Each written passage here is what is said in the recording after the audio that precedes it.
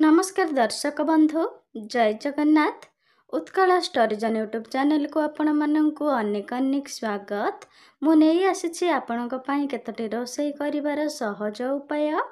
आजिर प्रथम टिप्स, घरे आचार तैयारी करुथिले सोरिष तेल व्यवहार करंतु। ଏହା ଦ୍ୱାରା ଆଚାର ବହୁତ ଦିନ ପର୍ଯ୍ୟନ୍ତ ସୁରକ୍ଷିତ ରହିଥାଏ, ତା ସହିତ ଖାଇବାକୁ ସ୍ୱାଦିଷ୍ଟ ମଧ୍ୟ ହୋଇଥାଏ।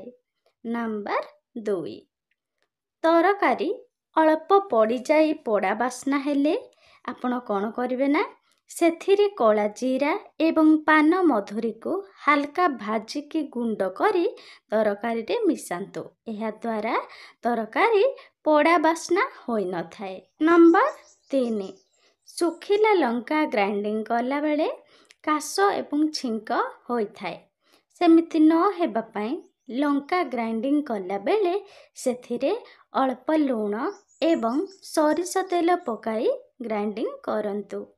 ନେକ୍ସଟ, ଯଦି ଘରେ ଆପଣ ଜୁସ୍ ତିଆରି କରୁଛନ୍ତି ତାହେଲେ ଜୁସ୍କୁ ସଙ୍ଗେ ସଙ୍ଗେ ପିଇ ଦିଅନ୍ତୁ, କାହିଁକି ନା ଏହାକୁ ଅଧିକ ସମୟ ରଖିକି ପିଇଲେ ଏହା ଶରୀରକୁ ଅଧିକ କ୍ଷତି ପହଞ୍ଚାଇଥାଏ।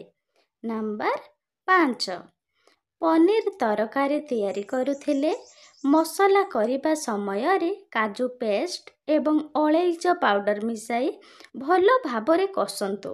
ଦେଖିବେ ଏପରି କରିବା ଦ୍ୱାରା ପନିର ତରକାରୀର ଟେଷ୍ଟ ଆହୁରି 2 ଗୁଣ ଅଧିକ ବଢ଼ିଯିବ। ଏମିତି ନୂଆ ନୂଆ ରୋଷେଇ ଟିପ୍ସ ଜାଣିବା ପାଇଁ ଆମର ଚ୍ୟାନେଲକୁ ପ୍ଲିଜ୍ ସବସ୍କ୍ରାଇବ୍ କରି ପାଖରେ ଥିବା ବେଲ୍ ନୋଟିଫିକେସନ୍ ଅନ୍ କରି ରଖନ୍ତୁ।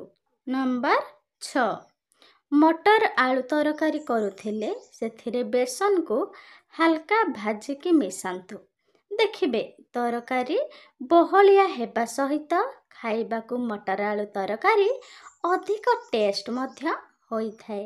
ନେକ୍ସଟ, ଭାତ ଅଧିକ ନରମ ହୋଇଗଲେ ତୋରାଣୀରୁ ଭାତକୁ ଭଲ ଭାବରେ ଛାଣି ଥଣ୍ଡା ପାଣିରେ ମିଶାନ୍ତୁ।